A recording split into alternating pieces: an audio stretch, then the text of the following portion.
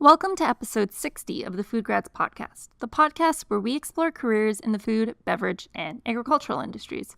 I'm your host, Veronica Hislop, a PhD candidate in molecular science and career partner with FoodGrads. This week on the podcast, I interviewed Lisa Cove, founder, packaging and food safety consultant for CoMotion Packaging Solutions. CoMotion Packaging Solutions guides food entrepreneurs through scaling their business with packaging industry and food safety expertise. Throughout her career, she has worked with brands like Ferrero, Kinder, Nutella, and Tic Tac, all leaders in packaging development. Her expertise with private labels includes Sobeys, Loblaws, Nestle, Food Lion, Kroger, and more. On this episode, Lisa told me more about CoMotion Packaging Solutions and what a few days look like for her as a founder. Lisa shared her story about how she got into the packaging industry despite having a degree in criminology from Wilfrid Laurier University.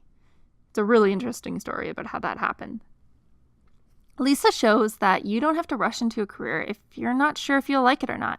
You can always find ways to mitigate the risk of not being sure what you want to do, but in the end, still find something that you're passionate about doing.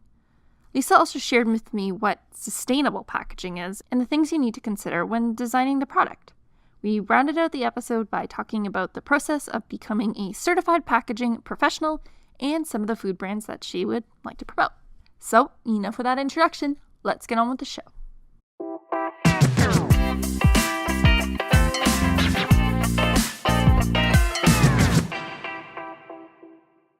So, thank you so much, Lisa, for taking the time to come on the show. I think that the field you're in is such a big point of conversation right now, and consumers are looking to people like you to help come up with solutions to these problems because we need the help. We need the help. So I'm excited to learn more about what you do and how you're addressing these big world issues. Awesome. Yes. Thank you for having me. I'm really excited to chat. Well, I'm going to just jump right into it. And could you tell me more about yourself and what you do in CoMotion Packaging Solutions?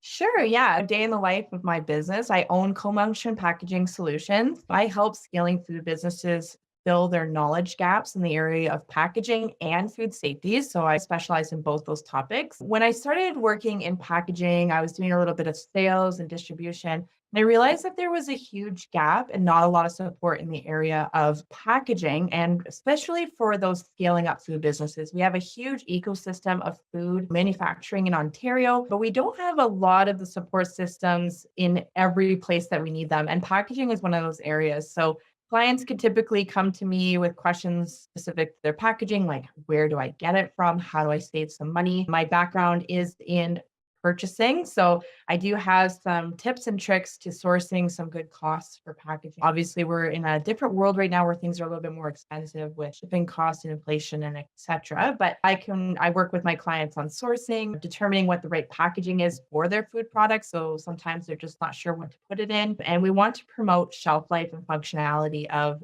food. So we use packaging to do that. So they might have other questions for me as well: how to navigate getting a UPC for their food label, how to create a nutrition facts table and what that looks like, and even sourcing packaging machinery or machinery for them to able to automate their process a little bit to go a little bit faster, to produce a little bit more. And I can help with that. I do label reviews and I do a lot of food safety work as well, like training for food safety, HACCP training, and reviewing food safety programs in manufacturing sites. The vast amount of work that I do with my clients is definitely there, and every day looks different, and I never know what's coming down the pipeline.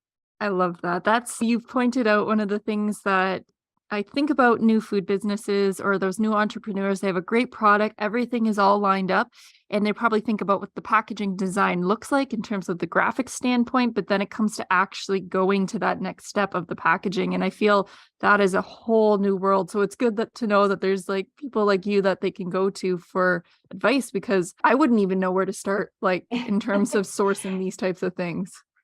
For sure. And 100%. So I do a lot of work with incubator programs, helping small businesses scale up their packaging. And the first thing that I like to teach is that we want to think about packaging our food products through our whole planning process.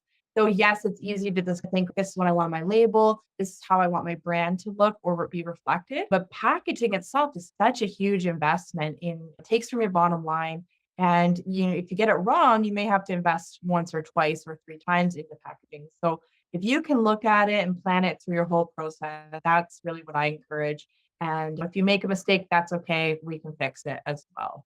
So a lot of those things that you discussed, I definitely want to go a little bit deeper into them later, but I have to jump into knowing a little bit more about how you got here, because I know that you did purchasing in that, but I also know that you have a degree in criminology, and I want to know how the heck you ended up where you are now. Would you be able to talk more about your career journey and how you got to where you are today?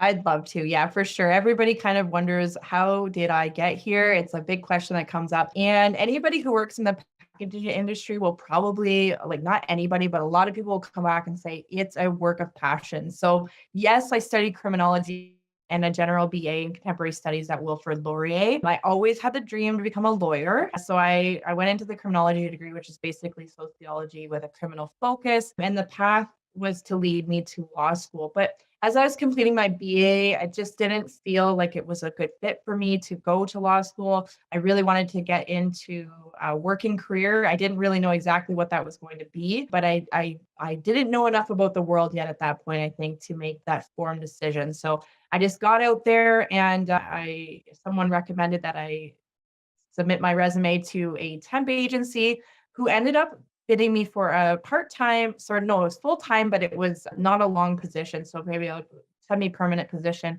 at Ferrero Canada, which is a chocolate factory. So who would not want to work at a chocolate factory? So of course I took the job. It was a purchasing assistant role. So it's a lot of filing of purchase orders and just getting to know the requisitions that were coming in from the maintenance team and the energy team. And I got to work with all these people. And that is where my passion for food manufacturing came to life. Before working in the food world, I didn't even know this world really existed. So I didn't know that manufacturing was so cool. I didn't know that the food industry was so interesting to me. Obviously not to everyone. The food industry was definitely became interesting to me. That was just like starting to tap into the moving parts. I was trying to get myself involved in as much as I could at work to learn about the equipment, learn about everything. And I stayed there. I wasn't just a temporary role with them. I ended up becoming a junior buyer in technical purchasing, where I was involved with the capital purchases of new manufacturing lines, new equipment for energy consumption, and warehouse projects. So it was really interesting, and it was really a world I didn't even know was there.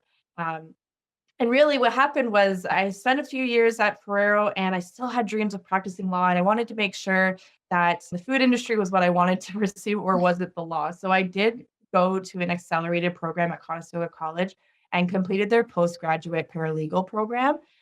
After a 6-week internship at a law firm, I really 100% decided that the law it was not for me. It was not what I wanted to do. And my passion was in manufacturing world. So lucky for me, Ferrero had another temporary position open it wasn't in technical purchasing, it was in raw materials and packaging.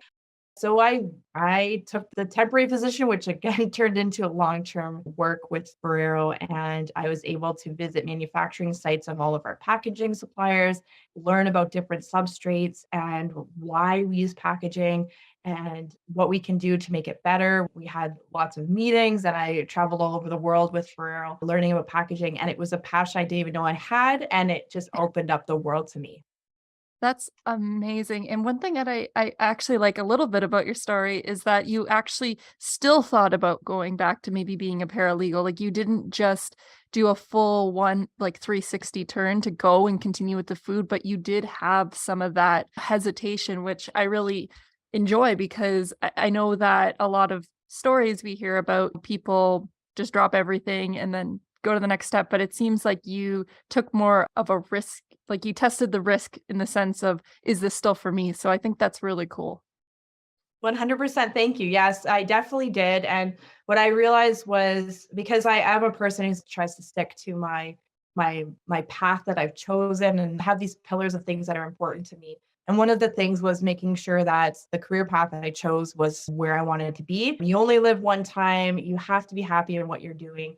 And I knew after testing the waters that the legal field was not where I was going to be most happy. I think that we looked at certain careers as they're good jobs, or that's where you can aspire to be, but really you should be somewhere where you're passionate, and the food industry was like that. So my career continued to grow like an apprenticeship in the food industry, where I took in as much information from the people around me who were the experts. And I saw every opportunity I could and used it to grow my knowledge base. So I just kept taking on different projects and listening and really just being as astute as possible where I could take advantage of any opportunity of growth that was there.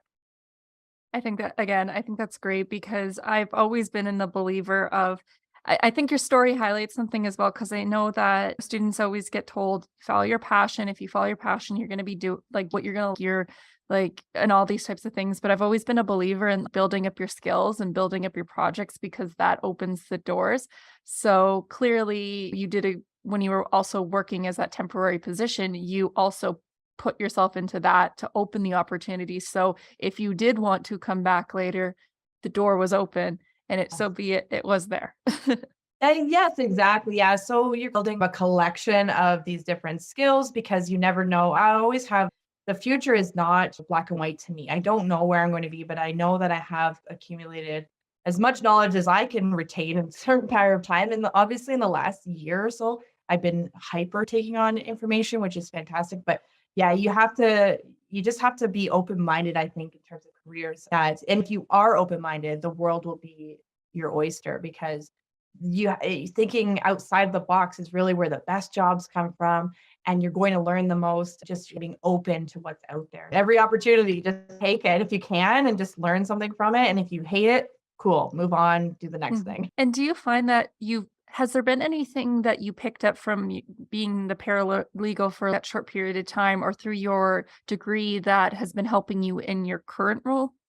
Oh, absolutely. Yes. Again, I never discount any learning that you do, even if it's not. A lot of people, I know they say, oh, you went to university. What a waste. You're not even working in your field. And that they don't necessarily say that to me, but they'll say it's like a sentiment in society. If you don't work in the field that you went to school for, that it was a complete waste. And I completely disagree with that and challenge that completely. Every skill you learn, whether it's research or just working collaboratively, hitting deadlines, there's so much you take out of that post secondary education that you can use with if you take the opportunity to evaluate what you've learned and review it and put it into good use in the future. So I absolutely am much more organized as having spending 4 years in university, having to hit deadlines for handing things in and staying up late and getting projects done. I wouldn't say I'm better at I haven't improved all my procrastination skills just yet, but that's a work in progress. But definitely, there's something to be learned everywhere you turn. So don't discount it and always take the opportunity to review what you've learned and try to apply it to what you're doing today. No matter what the job, you can find a connection. Let's dig a little bit deeper. And you said review. And I think that's a really key word there because I know that we like to move forward, but we don't really tend to look back. So, what do you mean by reviewing?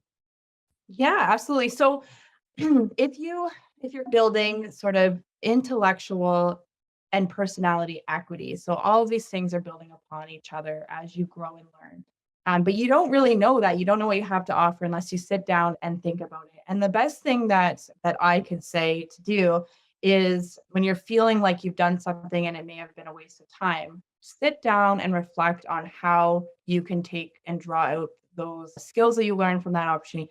Everything is a learning opportunity. So whether it's a mistake you've made or a growth moving forward, had a success or you've had a loss, how you might look at it, there's always an opportunity to learn. But you have to take the time to actually sit down and look at it from that perspective. Okay, what did I learn from this? And then also, I'd like to practice gratitude. I am thankful for this learning experience because I won't do it next time. Or thankful that I got this little win and next time it'll be even bigger.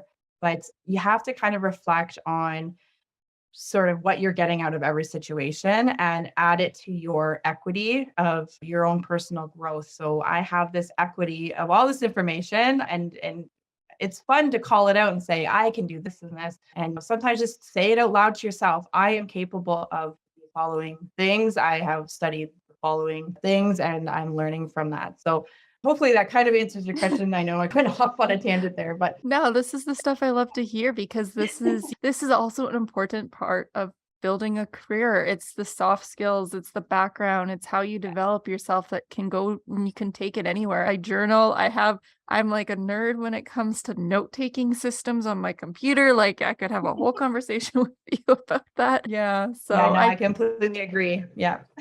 yeah, I keep notes of not recently. I've been doing it for a while and it's a program similar to Notion or Evernote or OneNote, but it's called Obsidian.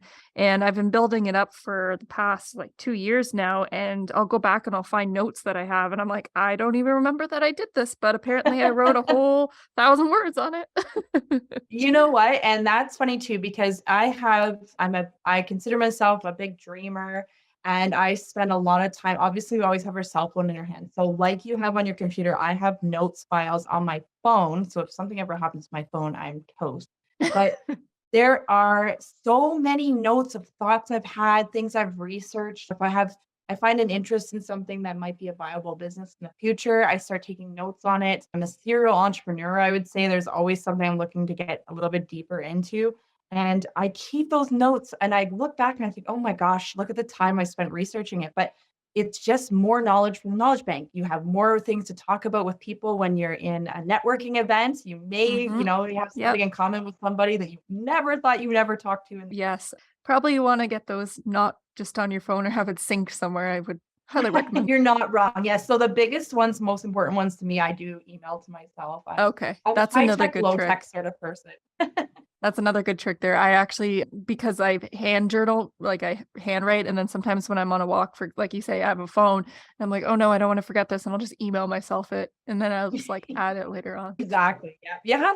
And I'm a big note taker, even with paper. So that is the only problem I have is making a filing system for something like that because I have notebooks, Mm. whether it's working with clients or just ideas I've had. So yeah, that's going to be a project in the future, trying to go through all of that and figure out what I'm doing with it. Have fun with that. But I'm going to shift the conversation back to more focusing on packaging, even though I love this conversation. So I wanted to know a little bit more about how you work in terms of your business. So again, this is like a black box for a lot of people about what the steps would be for packaging. So I was going to pick your brain about something. So let's just say a small business came to you and they wanted to sell a confectionery product, let's say, I don't know, fudge. And would you be able to talk a little bit more about what this process would look like and how you would work with the client? Yeah, sure. So, say this fudge company, typically what happens is that people find me when they're working through their planning stages. They're already somewhat into it. They've done some investigating and they're struggling. So they probably hit a roadblock by the time they reach me. They're either stuck at something in their packaging realm, they have big questions or food safety. But they find me through the channels, my website, they may come across me through Google or one of the various places where my email is listed as a packaging expert. And they'll just reach out to me. And if they find me through my contact form on my website, I ask them and prompt them to give me a lot of details of the project and why they think they need my help. That is so that when we go into our first introductory call, I have an idea of what I'm getting into. And we have a discovery call. And it usually leads to just a conversation of determining the best way I can help them. So a lot of times they've got their recipes figured out and now they're just getting to the point of how am I going to package this? What am I putting it in? And sometimes they have ideas already, like they've gone to the big players like Uline or Amazon where they've picked something up and they've been selling 20 at a time or whatever, and they want to scale that up. So it usually just leads to a conversation of we just determine whether or not I can help them. Am I helping them by sourcing packaging? Am I assisting them in any of the other moving parts that they're stuck with? What they need to put on their label? How do they get a nutrition facts table? How do they sign up for GS1 if they want to get into retail? There's so many different moving parts to that. But a lot of times the issue is figuring out the best type of plastic, the best type of packaging to incorporate into their food business and how it functions.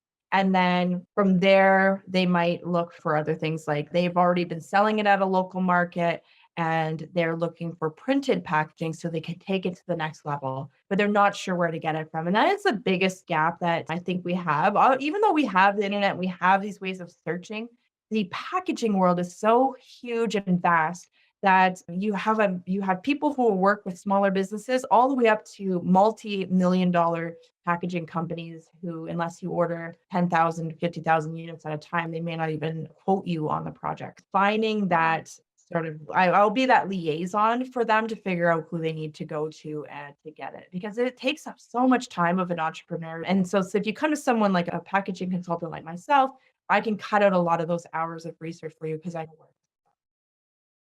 Okay, that makes more sense. Yes, because I could imagine that is a big difficulty with smaller businesses is that size as well, just being taken seriously by the big packaging companies. And maybe if you're new on your journey and you're not as sure, it can be a little more difficult for them as well.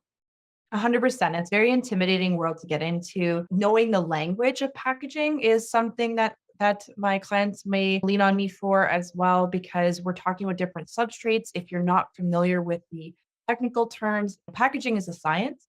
So there is a lot of technical terms that go along with it. Even digital printing versus conventional printing can confuse someone.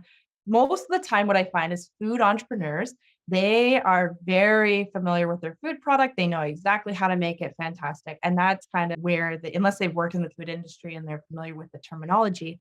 So when you're approaching these big conglomerates or these larger companies and you don't necessarily know everything you're going to need to provide them for information to get that accurate quote, or you think that they're willing to do 100 pieces for you and they're absolutely not, it can be very intimidating. So someone like myself who has been playing in this field for a long time, I can be that liaison, close that knowledge gap, and help to just feel confident that you're getting the best price. You're not just landing on whatever is available through Amazon or through a catalog. And because we have such a fantastic ecosystem of food manufacturers out there, especially in Ontario and Canada, North America in general, we want to be able to keep those up so that us as the consumers have way more variety of local made products out there. So this is my contribution to growing that ecosystem.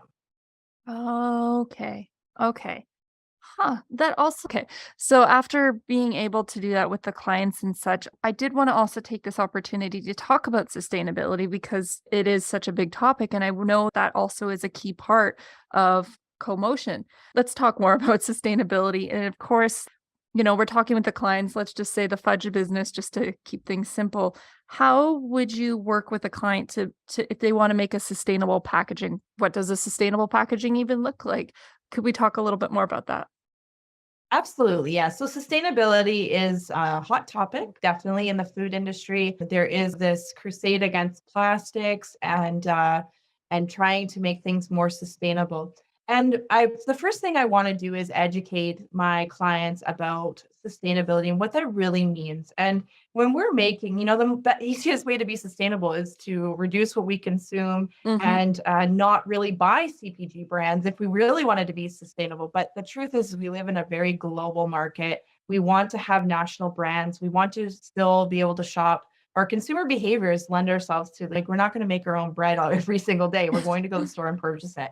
So Mhm. there is some sort of requirement for packaging, and plastic is typically at the top of that problem. But plastic is a very functional food packaging. It is leak proof. It offers barrier properties from oxygen and oxidation and everything. So very lightweight and low cost, and which can be super beneficial for starting out food vendors and food suppliers, so food manufacturers. So, that low cost when you're already competing against these costs in ingredients and the food ecosystem as it is, as we tend to lean toward on plastic for that. And the innovation is there for plastic alternatives like PLA, which is polylactic acid. It's an alternative to maybe PET in the plastic industry. So it's there, it's considered compostable in industrial settings. And our clients may choose the fudge company may choose, instead of a PET plastic to put their fudge in, they may go with the PLA compostable packaging. There is an additional cost to that. There's only so many varieties and sizes available for compostable packaging right now. As we grow the amount of people using compostable packaging, those numbers will obviously decrease and the cost will go down. But for now, it's really a matter of just understanding what you want to do with your food brand. You want to be sustainable, but you don't necessarily want to greenwash or make something that look like it's more environmentally friendly than it is just for the sake of marketing, because your customers will soon become wise to it. So, what I would definitely do with my client is just determine what level of sustainability they need to be at for marketing purposes for their client, as well as where they want to be in terms of their brand. Your packaging substrate, so the packaging that you put your food product in, coupled with your label and your ingredient deck, all make what's called a packaging persona. So if you're a fudge company and you're about gents and sugary treats, and the client that you may have, the customer that you may have, may not be so concerned about sustainable packaging.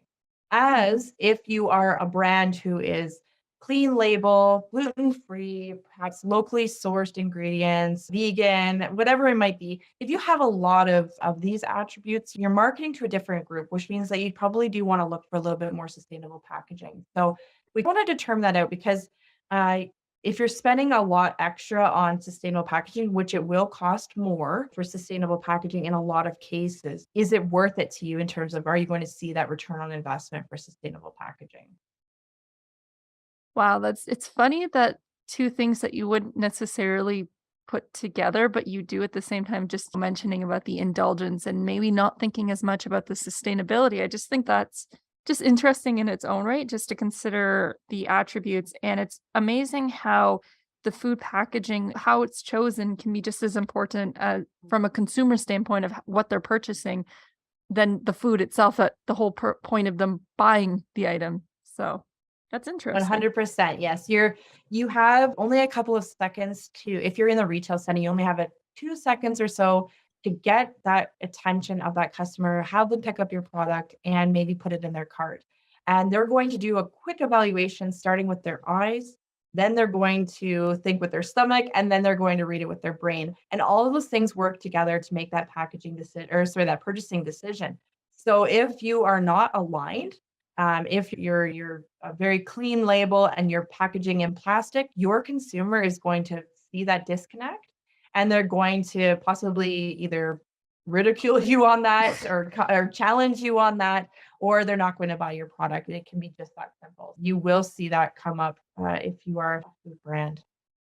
And when making these decisions, how have you been learning more about the packaging space? Does this come through just having conversations with suppliers of packaging? Does it come from reading trade magazines? How are you looking to improve your knowledge to better help the clients as things continue to change with these shifts in packaging? Yeah, that's a great question. There's a lot of information out there. I get a lot of information specifically from the suppliers of each substrate because they know their market the best. Each substrate, paper, plastic, glass, comes with its own realm of information, what they're doing for innovation, how they're making changes and growing, what the market looks like. And so you can get so much information when you talk to your suppliers. And I would say that most times a sales rep is going to be your best partner in learning. Even if you're taking this on yourself, you're not using a packaging consultant to figure things out. When you call a sales rep, they know their market best. So I spend a lot of time chatting with people in different industries. I also do a lot of reading in the trade. There's Canadian packaging and several different other trade magazines that you can read. Typically, if you can get just a snippet of what's going on and what things are looking like. The packaging industry has changed even in the last decade. So you can see popular types of products, and you can see where people are focusing their attention on reducing waste or reducing plastic over packaging. So you can just gauge that mostly by staying on the pulse in terms of Oh, obviously social media and Instagram and all those things following these manufacturers.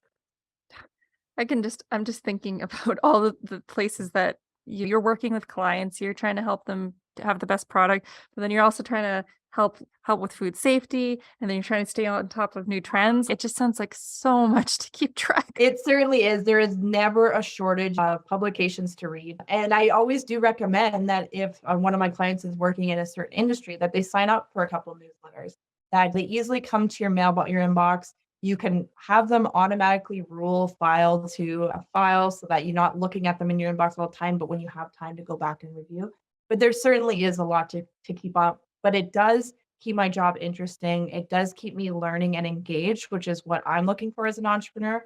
Um, and get to have good conversations with people like you who I can share the situation with and people who are actually interested. And like I said, when you're at a dinner party or a networking event, there's never Keeping it to the tone of keeping it busy and keeping track of stuff, you somehow also managed to find time to become a certified packaging professional. And I think it's from the Institute of Packaging Professionals. And I'll be honest, so I wrote a profile, like a career profile on packaging engineers, like back when I was in my undergraduate. And I knew that this was a certification and I had included it, but I was like, I don't know too much about it. Is this actually something that professionals in the industry use? So I'm like, I have to jump at asking you a little bit more about this to have a better understanding. So first of all, congratulations on Thank you. on your passing, but I'd like to know more. So tell me about that process and what's it Yeah, all about. sure. So yeah, you're right. The international packaging professionals, it was something that came across. It was one of those opportunities that I noticed that my colleagues in Ferrero were obtaining. I want to work in packaging. They're doing that. I wonder if there's ever an opportunity for me. And years ago when I was working with them, they were getting this certification and I thought, okay, I want to work in packaging. They're doing that. I wonder if there's ever an opportunity for me. And it kind of stayed in the back of my mind.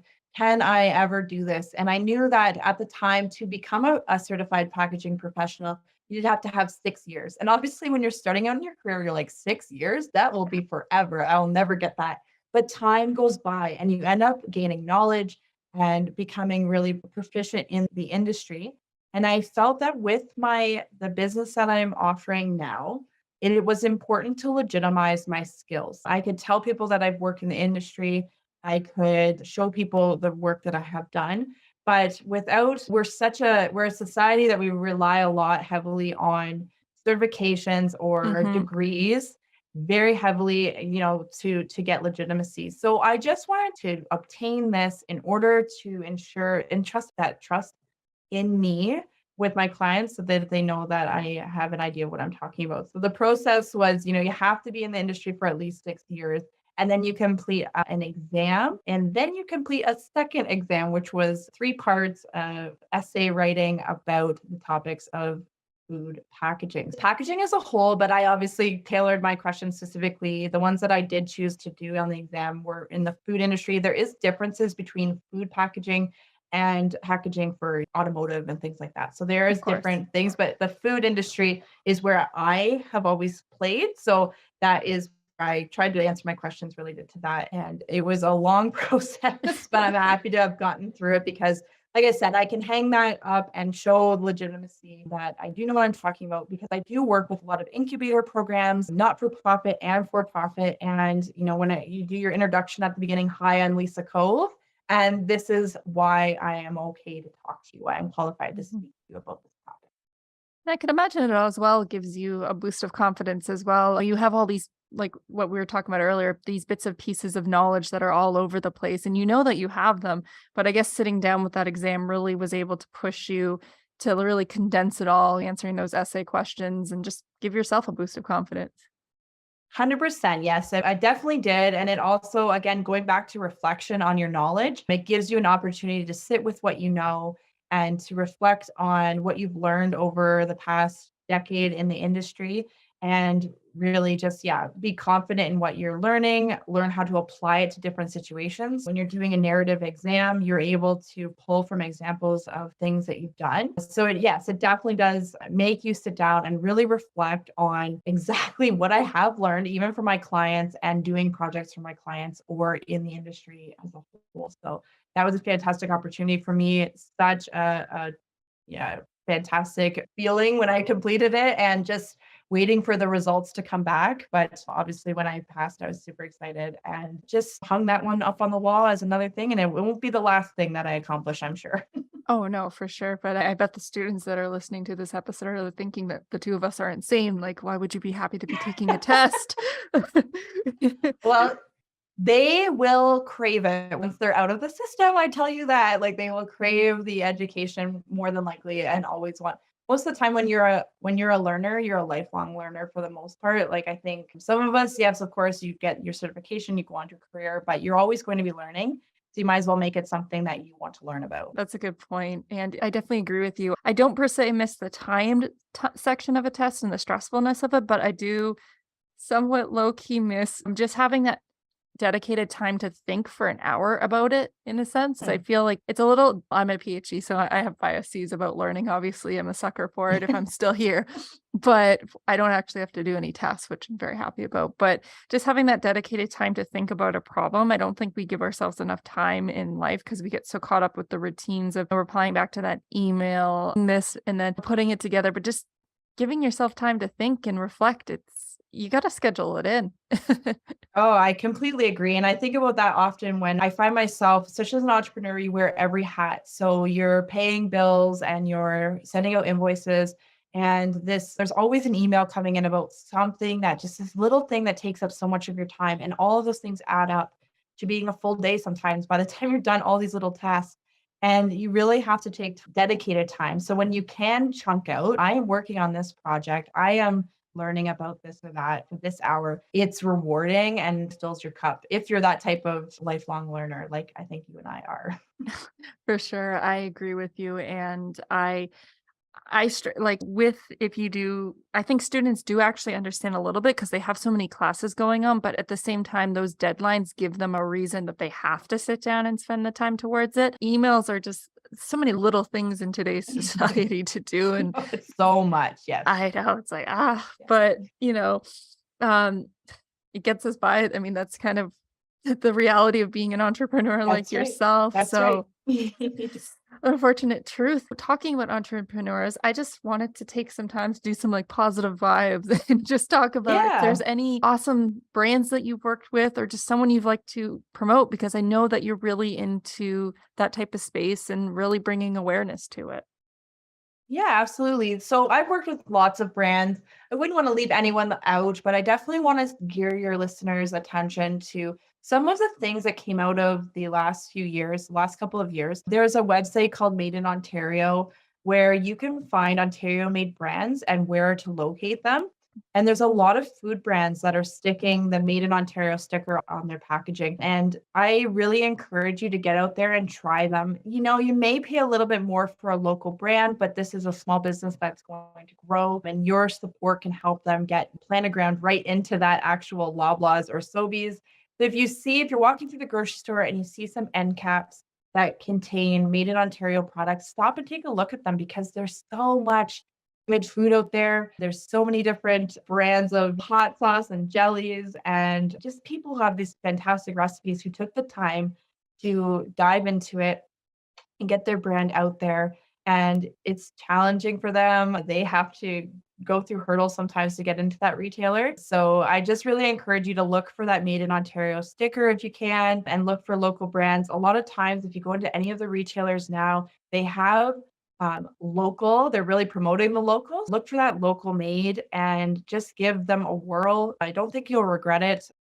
Sometimes you may pay a little bit more. Like I said, they don't have the scale to make things as affordably as some of the store brands and the common everyday brands that we know. But you will benefit from that because you'll read the ingredients and they typically have a better ingredient deck than some of the food brands out there that we know and love. And they're made with local ingredients or even imported ingredients that maybe you've never heard of. So you might have an opportunity at the local level at the grocery store to try a snack you've never tried. I work with one company who makes chin, which is a snack from Africa, which is delicious, but I've never heard of it before. So until I was able to work with some of these different food entrepreneurs, I never even heard of some of this food before. So you can really broaden your palette just by just checking out those local sections of your grocery store or your local wholesalers. If you know any that, in Toronto, there's several wholesalers who sell local handmade or locally made products. So just check those out and yeah, you won't regret it. Well, you definitely give me that push I need. I know exactly what you're talking about with that label because I walk by it at Loblaws all the time, Yeah, and yeah. I kind of just keep walking. I'm not gonna lie. It's just, I think it's because I want to make it more of it like an experience rather than just really promoting them and just spending the time eating it rather than like mindlessly just purchasing it because it's so easy to. Hmm. And I guess this talks about packaging in the store, but you can very easily go in overdrive. Like you're not your typical weekly items that you purchase, so it's sometimes a little hard to get out of that rut. Oh, 100%. So, like, we in the packaging world, we know that people go into the grocery store with a list, they try to stick to that list. So, our packaging's job is to attract people to even look at it. So a lot of times if you see it, you think, okay, that's an extra. You see the end cap that says locally made, you're like, that's extra. I'm just going to get what's on my list. But yeah, I really encourage you just even to pick up one thing that's different every couple of weeks and give it a whirl, or replace one of your store bought brands with the locally made one and just give it a try. There's a lot of times where there's reduced sugars or health benefits to purchasing different locally made. And that's typically why they even got into it in the first place. Reading the brand story, they always have fantastic stories of why they got into the food industry as well. And why they want to sell their food product to you. So if you're in Ontario and you're looking for sustainability and you want to talk about sustainability, one of the greatest things you can do is buy locals. You Good can point. do that now with Loblaws. Very good point. Yes. No, you know what? I gotta go check it out. It's fun, and like the whole sphere of Ontario, you could extend it out to a lot of places, but particularly on Ontario, like just the offerings of products that you just never would have seen existed 15 years ago, that just there was no market for it. But now there's the hyper specialized local, or even highlighting the local ingredients that are here, or leaning on to how amazing diversity there is in Ontario, and bringing items from other people's countries, like the item that you just mentioned. I've also never heard of it, so I'm gonna have to ask you after what one you're referring to, because I don't know. Yeah, no problem. Yeah, so you're right. And I found that I do love the Ontario ecosystem, even for restaurants, because you get to try food that you've never tried before. And if you're a foodie, it's the best thing that could happen. So For sure. And because we're coming down to the close to the end of the episode, I always just like to take some more time to ask my guests. This might be a little more of a difficult one, but we'll try to strategically put it around your job. But I always like to ask, what's one piece of advice you would give to someone who's just starting out as someone in the packaging world, maybe a packaging designer or something similar to the role you're doing? sure, yeah. So my advice in that would always be to lean into the fear. So let go of the fear of what you're doing. If something's scary, you need to dive into it regardless, because that's how you're going to grow as an entrepreneur. And network. So this is even though it seems very vast, the network that's existing in the food ecosystem in Ontario, Canada, and North America, and even sometimes globally, is not huge. It seems like it would be this vast sort of world that you're diving into. But when you start to really network, you get to know the same people in the same sorts of areas. And that's what you want to do. You definitely want to make yourself known, get your connections going, build your LinkedIn profile, because that's how you meet other people like you and people who are working in the industry, or people who might want to know more. Worked on my LinkedIn profile very strategically because I struggle with other types of social media. If you're a designer or you like social media, that's fantastic, but not for me. So I am going the old school route when it comes to building my business, and that's network and get to know people in the food industry, because you never know when you're going to need some support, and try to think about also what you can offer them as a mutual benefit before you go into those conversations. Look at your own equity, like we talked about, your personal equity that you have to offer, and then make that mutual connection and start building that right away. Obviously, lean into the fear, like I mentioned before, where everything is scary when you're talking about working in the packaging world. It can be quite intimidating. So definitely go for it. Sometimes you're going to have to eat it, as I say. Like sometimes stuff doesn't go well. You will learn from that. You're going to celebrate the wins. You're going to accumulating all of that network growth and that knowledge base, and stay on top of what's going on the pulse. That's all really amazing advice. But Lisa, it's scary to lean into fear. I But know.